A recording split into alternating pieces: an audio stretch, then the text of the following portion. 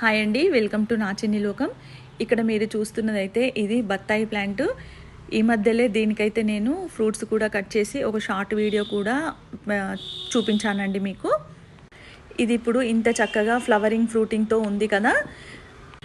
ఈ ప్లాంట్కి నేను ఇంతకుముందు ఫ్రూట్స్ కట్ చేయగానే మొత్తం ప్రూమింగ్ చేశాను. ప్రూమింగ్ చేయడం వలన దానికి ఎండు తెగులు అయితే వచ్చింది. దాదాపుగా మొక్క అయితే చనిపోయే స్టేజ్లోకి పూర్తిగా వెళ్ళిపోయింది.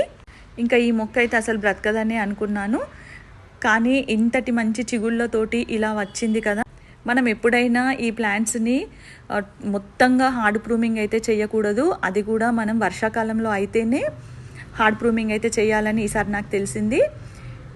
అంటే ఇది ఇంకా చలికాలమే కదా అన్న ఉద్దేశంతో నేనైతే హార్డ్ ప్రూమింగ్ చేశాను. ఇక్కడ చూడండి, ఇదైతే మొత్తం ఇలా ఎండిపోయింది. ఇలా కొద్దిగా కట్ చేసినా కూడా కొమ్మలు ఎలా విరిగిపోతున్నాయి. ఇక్కడ ఇదైతే ముదురు స్టెమ్మే ఇట్లా మొత్తం ఎండిపోయింది. మీకు ముందుగా చూపిస్తున్నాను కదా, ఇక్కడ 2 జాయింట్స్తో ఇలా వచ్చింది. ఒక జాయింట్ అయితే బాగుంది. ఇక్కడ ఇది కిందికి చూసుకుంటే కనుక ఎంతలా ఎండిపోయిందో మీకైతే కనిపిస్తుంది కదా. దీనికి నేను వాడిన సొల్యూషన్ని అదైతే చక్కగా పనిచేసింది. దానివల్ల ఇంట్లో మంచిగా చాలా చక్కగా చిగుర్లు అయితే వచ్చాయి. ఈ కొమ్మకైతే రాలేదు, కానీ పైనుండి మొత్తం పోయింది.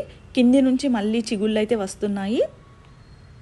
దీనికి ఉన్న 2 కొమ్మలు కూడా ఇలా విరిగిపోయాయి మొత్తము. అంటే అంత డ్రైగా అయిపోయింది ప్లాంట్ అయితే.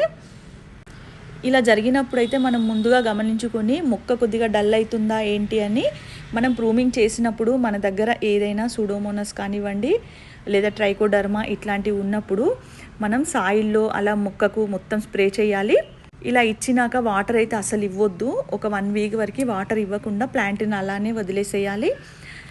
ఒకవేళ మన దగ్గర ఇవి కానీ లేకున్నట్టయితే మనం బూడిద కానివ్వండి లేదా వేప పొడి ఉంటుంది కదా, వేప పొడి కానివ్వండి, ఇంకా పొగాకు పౌడర్ లేదా పొగాకు కాడలు ఇట్లాంటివి ఏవైనా సరే వాటర్లో కలిపి బాగా మట్టిలో అయితే ఇచ్చుకోవాలి. నా దగ్గర అయితే సూడోమోనాస్ ట్రైకోడర్మా ఇట్లాంటివి నాకు అవైలబుల్గా ఉన్నాయి కాబట్టి వాటితో పాటు కొద్దిగా పొగాకు పౌడరు, ఇంకా నీమ్ పౌడర్, కొద్దిగా బూడిద ఇవన్నీ కలిపి నేను మట్టిలో ఇచ్చాను. అలా 2 టైమ్స్ ఇచ్చాను, 3-4 డేస్కి ఒకసారి.